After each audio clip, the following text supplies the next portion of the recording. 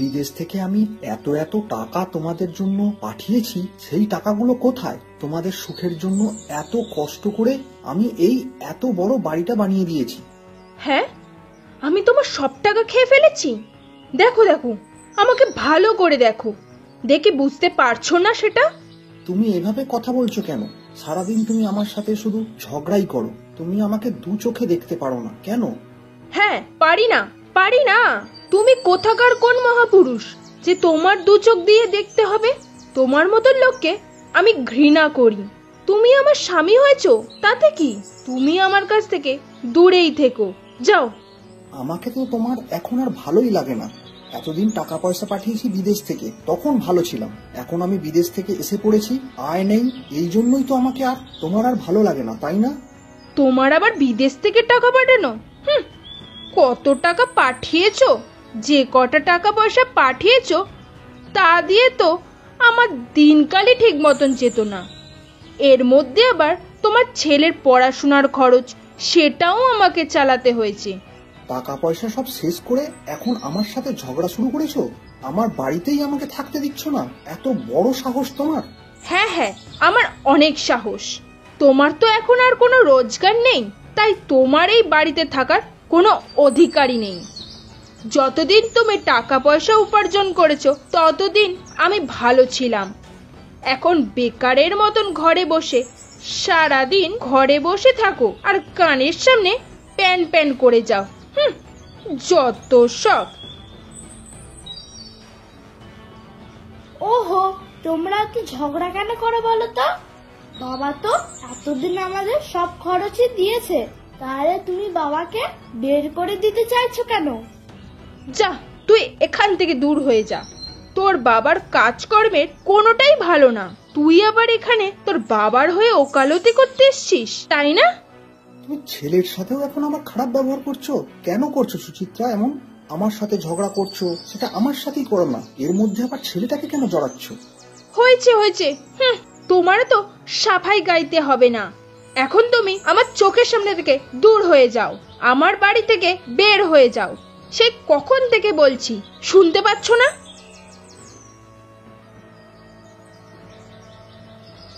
তা দাদা, তোমার কি কিছু হয়েছে নাকি গো? হ্যাঁ গো দাদা, আর ভালো লাগে না। বউয়ের অত্যাচারে কোনো কাজ করতে মন চায় না গো আর। বউটা কেমন যেন হয়ে গেল। এতদিন বিদেশ থেকে টাকা পয়সা দিতাম, তখন বউটা ভালোই ছিল। এখন আয় রোজগার তেমন নেই, তাই সারাক্ষণ আমার সাথে খারাপ ব্যবহার করে। এখন আবার আমাকে বাড়িতেও থাকতে দিতে চাইছে না। তা তুমি এখন কি করবে দাদা? কোথায় যাবে? তোমার তো খুব বিপদ হয়ে গেল গো। তা গোবর্ধন দাদা, তোমার বড় দাদার তো বেশ টাকা পয়সা আছে, আমি আমার বাড়িটা বিক্রি করতে চাই। তা তোমার দাদার যদি কোনো সমস্যা না থাকে, তাহলে তিনি আমার বাড়িটা কি কিনতে পারবেন? বাজারের মূল্য যা আছে আমাকে তাই দিলেই হবে। তুমি যদি বাড়িটা বিক্রি করে দাও, তাহলে তোমার বউ ছেলে এরা কোথায় যাবে? তুমি কি তাদের জিজ্ঞাসা করেছ? তার কোনো প্রয়োজন আমি মনে করি না। আমার বাড়ি আমি যা খুশি করব। যে বাড়িতে আমার জায়গা নেই সেই বাড়ি আমি আর রেখে কি করব? তোমরা দাদা দুজন মিলে আমার বাড়িটা কিনে নাও। তা তুমি যখন এত করে বলছো, ঠিক আছে, আমি আর আমার বড় দাদা মিলে তাহলে তোমার বাড়িটা কিনেই নেব। আগামীকাল রাতে এসে বাড়ির মূল্য যা হয় তুমি আমার কাছ থেকে নিয়ে যেও ওখান। তুমি আমার অনেক উপকার করলে গো দাদা। বাড়ি বিক্রি করে তাহলে তুমি কোথায় থাকবে গো? সেটা কি ভেবেছ? আমি আর এই গ্রামেই থাকবো না, আমি অন্য কোথাও চলে যাব। সেখানে গিয়ে নতুন করে জীবন শুরু করব। তাহলে তোমার বউ ছেলের কথা কি তুমি কিছুই ভাববে না? ওদের থাকা খাওয়ার কি হবে? তাদের চিন্তা আমি আর করব না, আমি আমার মতো থাকবো। ওগো বউ, শুনছো? আজকে আমার খুবই শরীরটা খারাপ লাগছে গো বউ। আমার ছেলে মেয়েরা কোথায়? রাজেন, পরিমা, ওরা কোথায় গেছে? রাজেন তো একটু বাজারে গেছে গো। ঘরে তো বাজার সবই শেষ হয়ে গেল, তাই ওকে বাজারে পাঠালাম। আর এইদিকে পরি তো স্নান করতে গেছে। কেন, কি হয়েছে? তোমার কি কিছু লাগবে? শোনো বউ, একটা কথা তোমাদের সবাইকে বলার ছিল। আমি তো এখন অসুস্থ, তাই কথাটা না বলে তোমাদের কাছ থেকে আমি শান্তি পাবো না। কি এমন কথা যে তুমি আমাদের কাছে না বলে শান্তি পাচ্ছ না? আমার আগের একটা বউ ছিল, সেখানে আমার একটা ছেলেও ছিল, আর তার নাম জয়। সেই বউ আমার সাথে সব সময় খারাপ ব্যবহার করত, তুচ্ছ তাচ্ছিল্য করত। তাই আমি ওদেরকে ফেলে এখানে চলে এসেছিলাম, এই গ্রামে। এসব কথা তোমাদের আমি কিছুই জানাইনি এতদিন। তা তুমি কেন এত বছর পর এইসব কথা এখন বলছো? এখানে এই গ্রামে এসে তো আমি কাজ করে অনেক জমি জমা করেছি, বাড়িও করেছি। আমি মারা গেলে এগুলো তোমরা দেখে শুনে রেখো, তোমরা খেয়াল রেখো আমার আগের ঘরের ওই ছেলে যেন এখানে এসে আবার কোনো ঝামেলা না করে। এতদিনে তো বড় হয়ে গেছে, এই জন্যই তোমাদের সব বলে গেলাম। আমি আবার কখন মারা যাই কে জানে। আজকে আমার খুবই শরীরটা খারাপ লাগছে গো বউ। এমন কথা বলো না গো, তুমি একদম সুস্থ হয়ে যাবে। আর তোমাকে ছাড়া আমি কিভাবেই বা থাকবো? আর তোমার ছেলে মেয়েদের তো এখনো বিয়েই দেওয়া হয়নি, ওদের তো এখনো অনেক বড় হতে হবে। রাজেন চাকরি খুঁজছে, একটা ভালো চাকরি পেয়ে গেলে ওর বিয়েটা দিয়ে দেবো, তুমি ঠিক সুস্থ হয়ে যাবে। পরিমা, আমার জন্য একটুখানি জল এনে দিবি রে মা, খুব তেষ্টা পেয়েছে। তোর বাবা তো মারা গেছে বেশ কয়েকদিন হয়ে গেল। মা, তুমি এত চিন্তা করো না তো, আমরা তো আছি। বড়দা একটা চাকরি খুঁজে নেবে।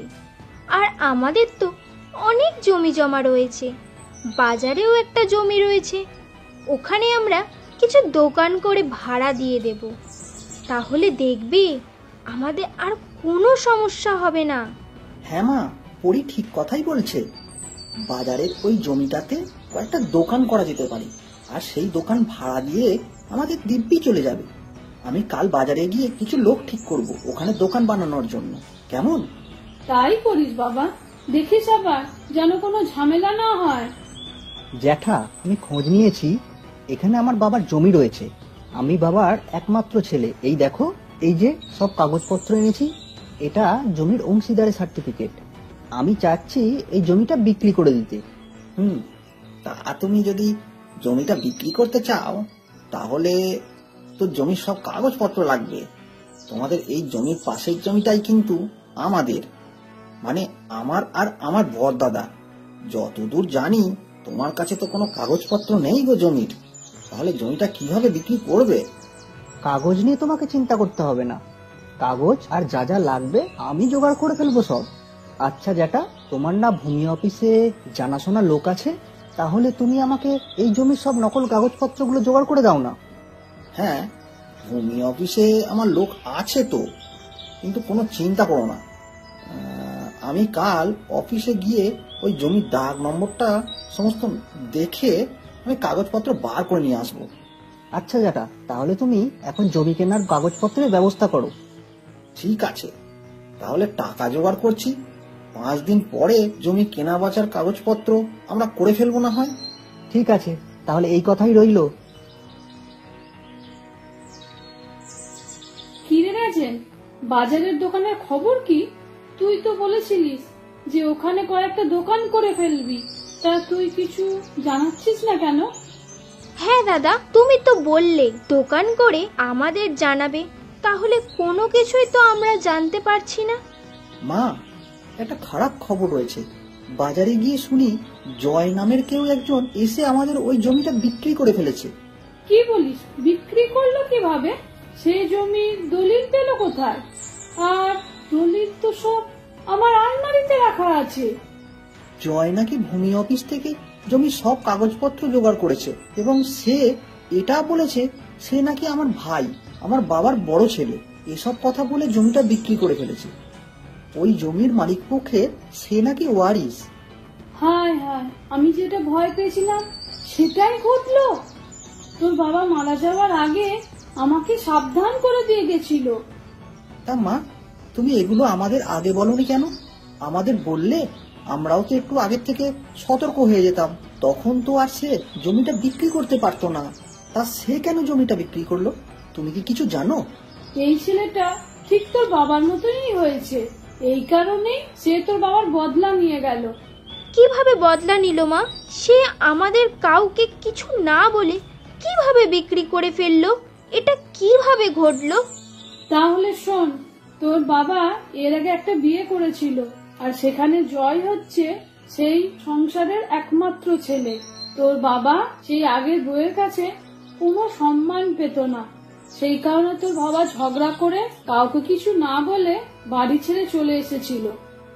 তারপর এখানে এসে অনেক পরিশ্রম করে এখানে অনেক জমি জায়গা করে নতুন করে বাড়ি বানায়। এতদিন তো তারা কোনো খোঁজ খবরই রাখতো না, তাহলে ছেলেটা নিশ্চয় খোঁজ রেখেছে বুঝলি। অসুস্থ হয়ে কবে মারা গেল সেটাও তার বড় ছেলে জয় সবটাই জানতো।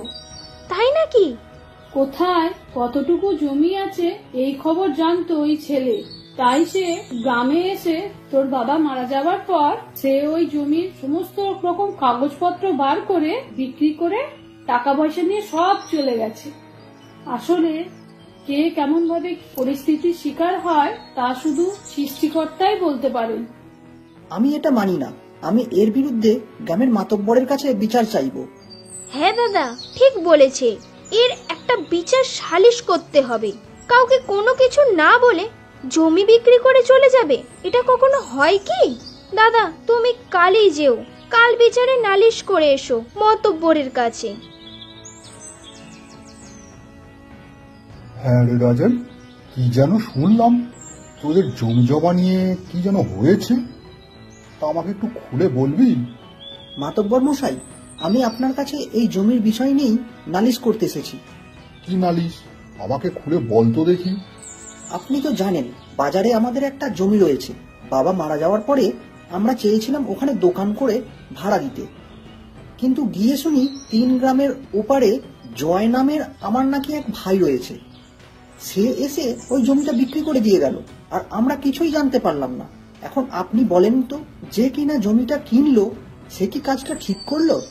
আর জমিটা কিনলো কে, তুই কি কিছু জানতে পেরেছিস? হ্যাঁ মাতব্বর মশাই, জমিটা গোবর্ধন আর ওনার বড় দাদা গণেশ মিলে কিনেছে। তারা কিভাবে জমির কাগজ যাচাই না করে জমিটা কিনে ফেললো? শুনলাম জয় নাকি জমির কাগজপত্র ভূমি অফিস থেকে জোগাড় করেছে, তারপরে নিজের নামে সেগুলো করে বিক্রি করেছে। কিন্তু আমার বাবা তো আর তাকে জমিটা দিয়ে যায়নি। তাহলে সব বুঝে শুনে কেন জমিটা এভাবে কিনলো তারা? বিষয়টা তো অনেক জটিল বলে মনে হচ্ছে। এটা নিয়ে আমাকে অনেক ভাবতে হবে রে। এটার বিচার সালিসি করতে হবে বুঝলি, অনেক কিছু চিন্তা ভাবনা করতে হবে।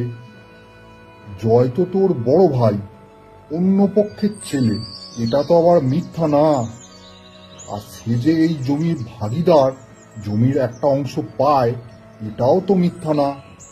কিন্তু সে যেটা করেছে সেটা অন্যায় কাজ করেছে। কাউকে না বলে পুরো জমিটা সে বিক্রি করে ফেলেছে, এটাও ঠিক করেনি। আমার বাবার জমির অধিকার আমাদের পাওনা আমরা পেলাম না, সে কোথা থেকে উড়ে এসে জুড়ে বসে জমিটা বিক্রি করে টাকা পয়সা সব নিয়ে চলে গেল। ছি ছি, আপনি এটা দেখুন একটু। ঠিক আছে, আমি বিষয়টা নিয়ে ভেবে একটা সালিসি ডাকবো। তা তুই যেতে পারিস, আমার এখন অন্য কাজ আছে বুঝলি। ঠিক আছে মাতব্বর মশাই, আমি তাহলে গেলাম। তা রাজেন, তুই এত চুপ কেন? মাতব্বর মশাই কি বললো রে?